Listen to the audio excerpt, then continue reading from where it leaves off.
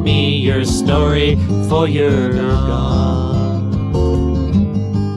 Welcome to the Fresh Toones Show. My name is Dave Paltz, and the theme of today's show is called Telling Our Stories. It's a Fresh Toones show that encourages us all to find ways to tell our stories and share them with other folks. Maybe it's just our immediate family, or maybe wider than that.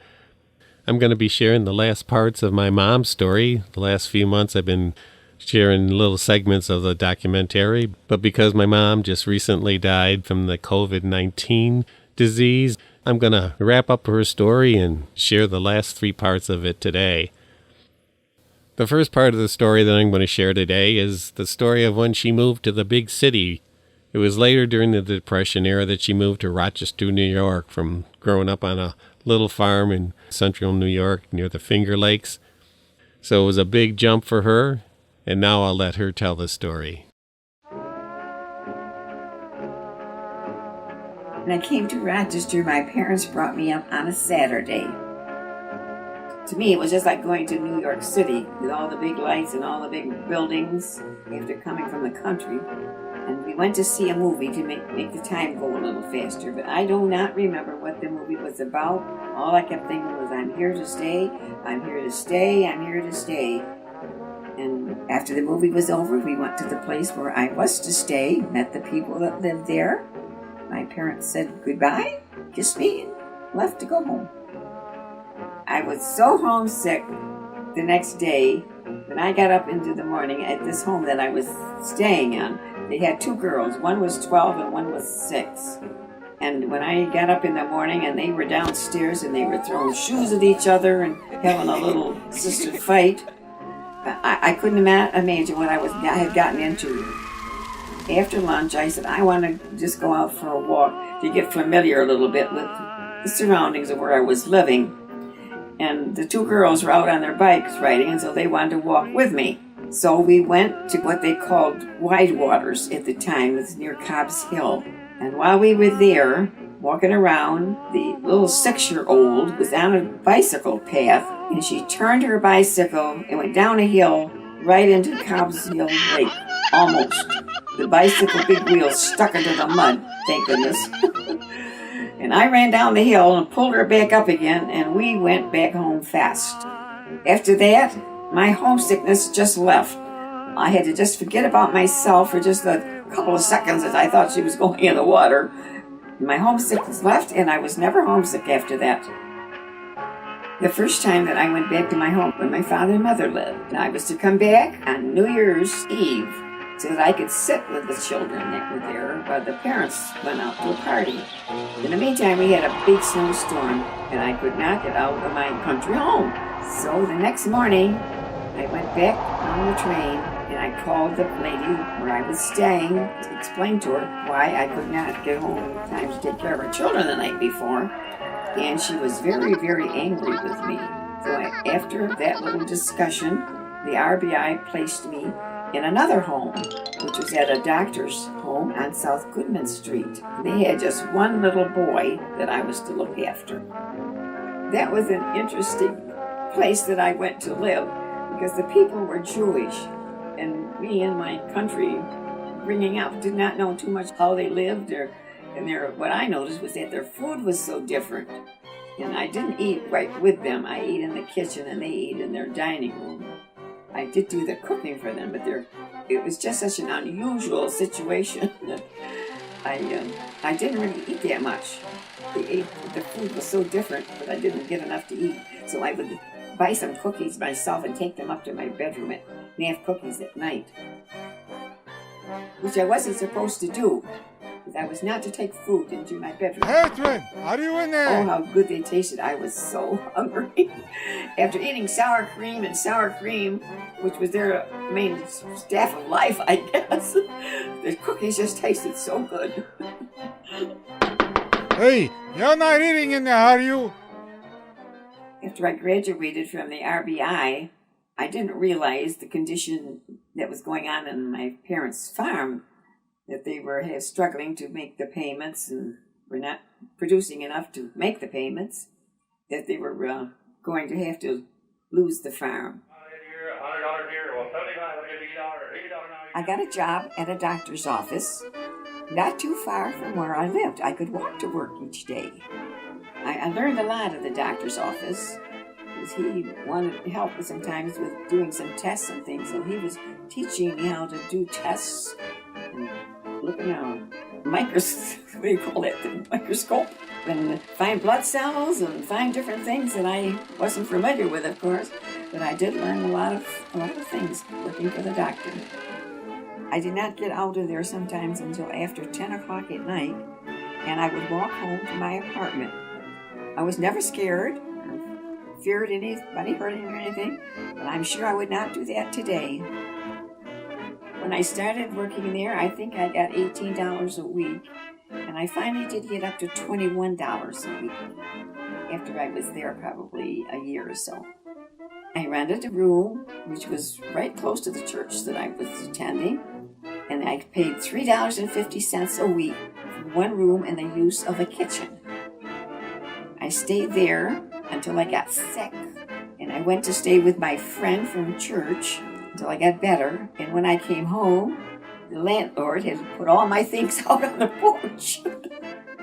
In the meantime, I was in church, and they had a youth group at church for which they invited me to attend. And while there, I met a man by the name of Freddie Pulse. And after that initial experience of moving to the big city, that's where she met my father, Fred Pulse. You may hear a lot of sound effects. That's because the soundtrack came right from the documentary, and those sound effects make a lot more sense when you see the video. This next chapter takes place between World War II and right up into the 1960s in my mom's life with my dad and bringing up 4 kids. When I first met my husband, Fred, at the youth group, I said to myself he would be the last person that I would ever date. And sure enough, he was. I became friends with him and found out that he was a pretty nice guy. This guy, Freddie Pulse, had a car, and so whenever we would have anything from the youth group, of course, he would ask me to ride with him, and so I did. We would have picnics and ball games, and sometimes when they had some special music things going on in the parks, just a lot of outside things that we did together. Fred loved playing baseball, although he wasn't too good at it. What they always called him the flyout king, because he would do all these big pop-ups and catch them every time, so he always made it out. But he loved to play baseball. They used to play with a church group. All the churches in the area had a baseball team, and they would go to Genesee Valley Park where they had all their games. At our youth group, we were not supposed to be dancing there. That was a no-no in those days. You didn't do any of those things, dancing cheek to cheek and all that type of thing. So, of course, we would get dancing anyway because everybody wanted to dance, and then he would have one of the groups would stand outside and wait to make sure that Dr. Benke was not coming in to the youth group and catch us dancing. So he never did, I guess, but I'm assuming that we all assumed that he knew what we were doing. In the early 1940s, some friends of ours decided to take a bike ride. Well, first of all, I had to go and rent a bike because I didn't have a bike. So we had to go down to Joseph Avenue where they rented bicycles. And we all rode to Scottsville, New York, which is about 15 miles from Rochester. I had never ridden a bike since I was a teenager, probably. So that was quite an experience for me. But I made it.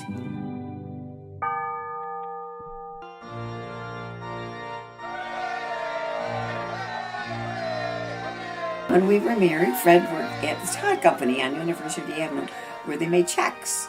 He was a cutter there. And at the same time, their blackouts and things were taking place here in Rochester.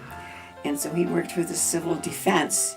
He had an outfit that he had to wear with a gas mask and everything, and patrol the streets if there were any blackouts, and make sure that everybody was safe in the neighborhood.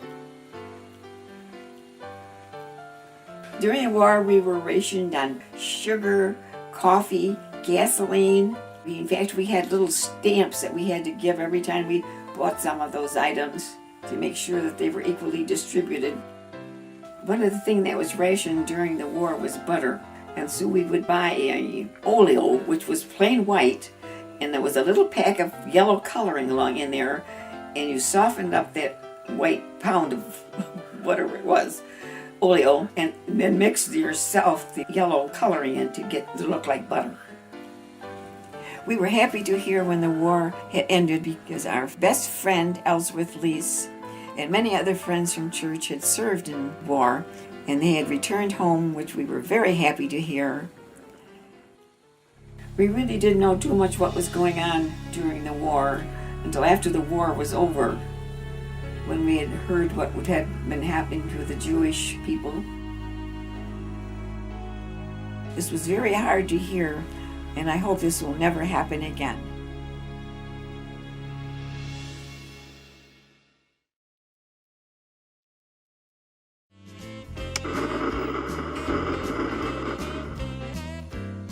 In 1944, our first child was born, a little girl, Carol Elizabeth.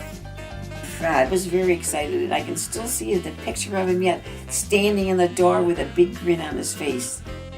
2 years later, we had our second child, another girl, Janet Ruth. And then there was a little lull in our life because we lived upstairs over Grandma Pulse's house in our 3 rooms, so we really didn't have much room for any more family. In the 40s and 50s, I can remember a ragman coming around. I don't know just how often he came, maybe once a week or something like that, with a horse and wagon, and collected all the, not really junk, but it was rags, newspapers, and that type of thing. That was his livelihood. These kids used to love to just go out and watch the horse go by with the wagon and ragman picking up things from people's houses. I remember going to pay the taxes on the subway. I would get on at Monroe Avenue, get off at the downtown station, don't remember what that was called now, and I would have to go up all those stairs. It was dark, and I'd go to the city hall and pay the taxes, do some shopping, go back to the subway, and then get back off again at Monroe Avenue and walk home. In 1952, we had another child, David Frederick. At this time, we thought we could rearrange the house enough to put the 2 girls into 1 bedroom. We bought a rollaway bed for our living room where Fred and I slept, and then we had a hallway which was big enough to put a bed in, and so that's where we put our little boy. After our son was born, Fred got a second job being a sexton of St. Mark's Lutheran Church. No matter what the kids did wrong, Fred always said, "I saw it coming," and I wish he had told me a little bit sooner, because I maybe could have saved some of those bumps and scratches.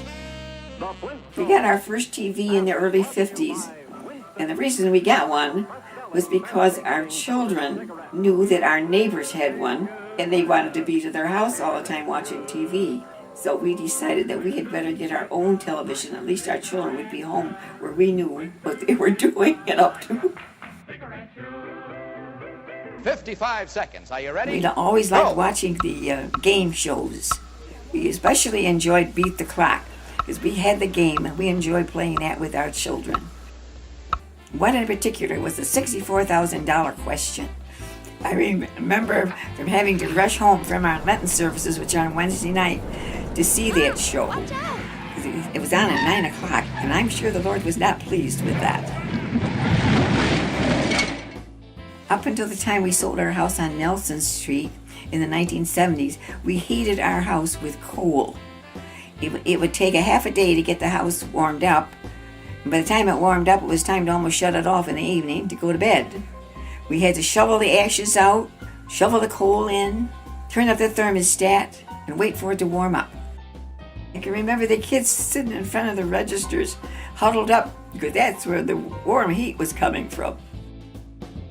In 1961, we had our last child. We had another girl, Barbara Catherine. When my first child became a teenager, things had changed so in the world culturally that it was very difficult for parents to bring up children and not making themselves feel that they were way too old-fashioned. We were dancing long before, in our young years, and me and teenagers, or growing up, we were dancing. I don't know if we had the same kind of dances, but that we were dancing. We never drank.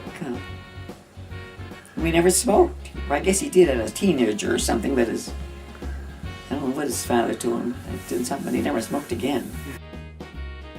When Carol was just a young teenager, some older friends were visiting us. She came in puffing on this candy cigarette and making us all think that she had a real cigarette. I just wanted to strangle her. Because I just couldn't imagine that these older folks were thinking, why am I letting that teenager smoke? At the time that our son David started high school, there were riots in our city. I knew there was a lot of racial tension, but I did not realize what the cause of it was. At the same time, a black woman with 2 children and a male friend who was white moved in next door to us. And we became friends and talked over the back fence in summertime. Her children, especially her young boy, was friends with our young daughter, Barb. I don't remember anyone ever saying anything to me about her being black or not welcomed in the neighborhood or anything. I mean, we all accepted them. In the last 2 years of David's high school, busing was enforced in the schools of Rochester. Sometimes Dave would come home from school early because of the racial tension in the cafeterias and fights that were going on, which was a concern for parents because we really didn't know what was going on in the schools. But by the time Barb got into elementary school, the busing was just a normal thing then. And I can remember all the yellow buses lined up in front of her school when she would be getting out of school, waiting for the children who had been bused into the school. Through all the months of interviewing my mom and had a ton of stuff to work with, she always seemed pretty well spoken once I got her into the mindset of that she was telling a story to her grandkids. And I kind of said, well, think about all those grandkids sitting in front of you and you're telling them the story of your life. That was a real leap after that because she forgot about the camera being right there in her face, forgot about me behind the camera, and pretty much let it flow. And sometimes I'd give a few suggestions or question about something.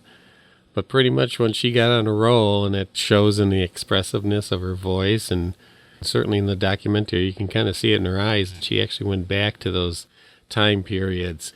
So I was pretty lucky. When I first started this project, I thought it was going to be one of those boring back and forth question answer kind of a thing. But because she could really get into it, she told that story and really allowed this documentary to come together. And then really be excited that her story was told and now it'll live on way beyond her lifetime. So I'm pretty excited about that. And this next chapter is the last chapter. It's got some pretty sad moments for me, but I definitely needed to tell this part of the story because it sums up all the other things that she was able to do in her life.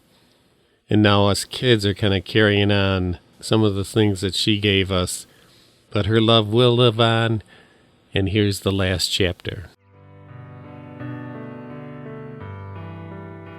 In 1969, we moved out to 2090 South Clinton Avenue, which was the church house on the church property. Fred was still the caretaker, and so that made it much, much easier for him to care for the church.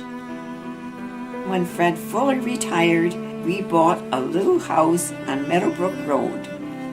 I was very happy because I had always dreamed of having our own little house someplace. And this was it. When we were about ready to buy cemetery plots, we bought a house.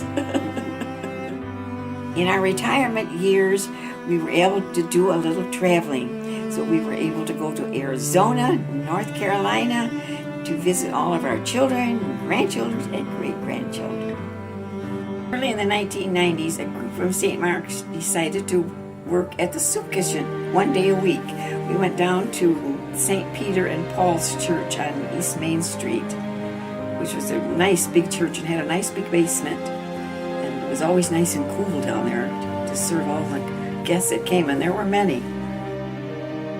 When Fred became ill, I was able to care for him for a couple of years at home. But then when the work became just too much for me, I was encouraged to put him into a comfort home where he would receive good care. And I was able to do that because I was able to put him in one that I could walk to from my home. So I was able to go to see him every day, have lunch with him at times, and spend most of the day with him until at nighttime after dinner I would return back home again.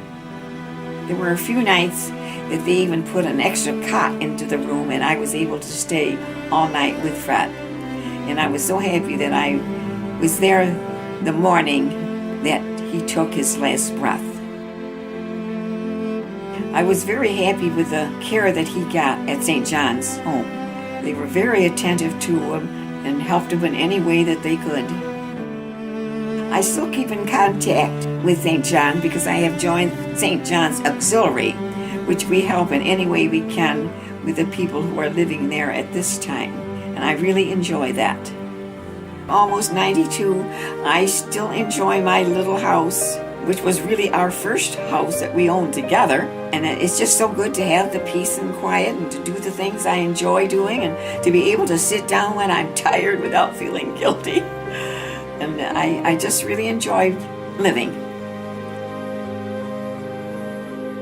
To tell my grandchildren and great-grandchildren, it would be to be happy with who they are. It is not materialistic things that will bring you happiness. Always try to do the best you can, and as Grandpa would always say, it helps you on the road when you got a heavy load. Singing is the thing that makes you happy. I was so glad that I took the opportunity when she was 92 and still pretty clear of mind to have sat down with her and focused on her being able to tell her story, because it wasn't too long after that that she was not as easily able to remember things and tell the story as well as she did then. So I really lucked out that way. One of my songs that I really feel good about, it's called I Love You, the 60th anniversary song. I wrote it with my parents in mind for their 60th anniversary. There's a pretty cool music video of their life and some old photographs of them to this song called I Love You, the 60th anniversary song. And it's up on YouTube. If you get a chance, check it out. Here we go.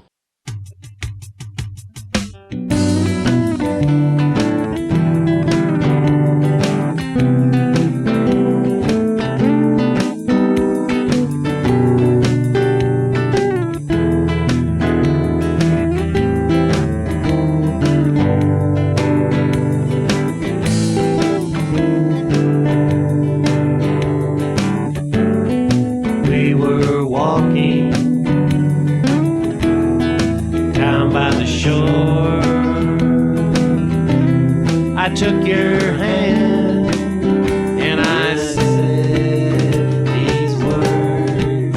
I said I love you. I love you. I love you. Yes, I do.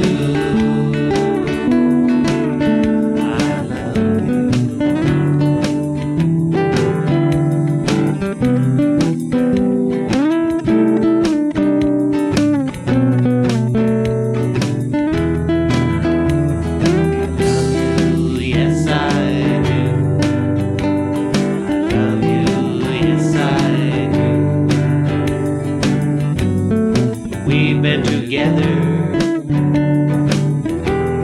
for oh so many years, so wrinkled, gray, and battered. There's only one thing I have to say: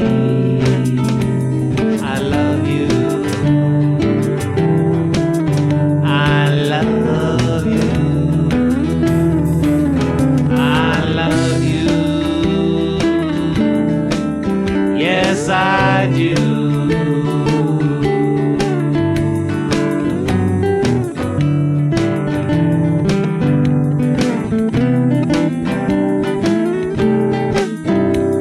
I love you. I love you. Yes, I do. I love you. Yes, I do.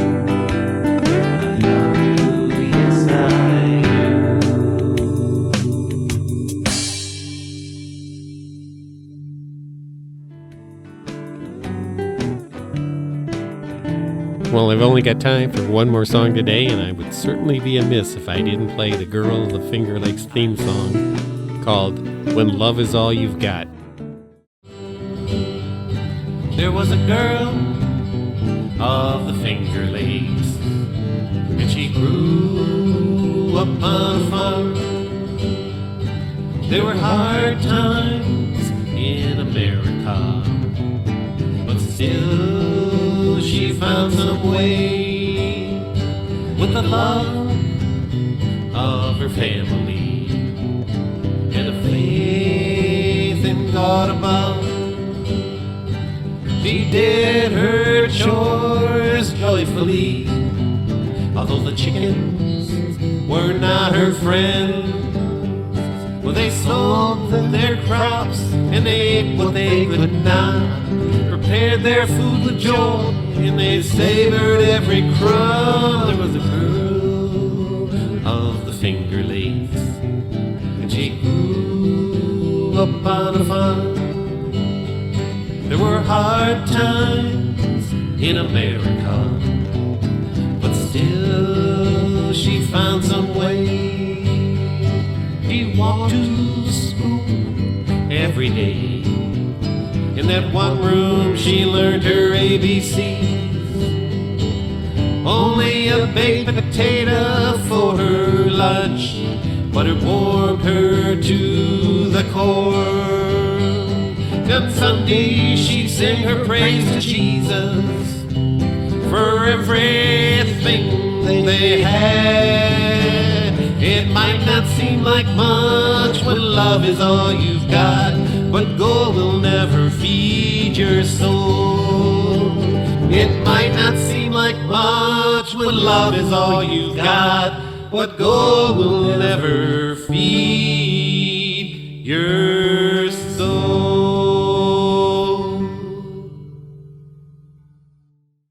And that's it for the Fresh Toones Show this week. Have a great week for yourself. So long now.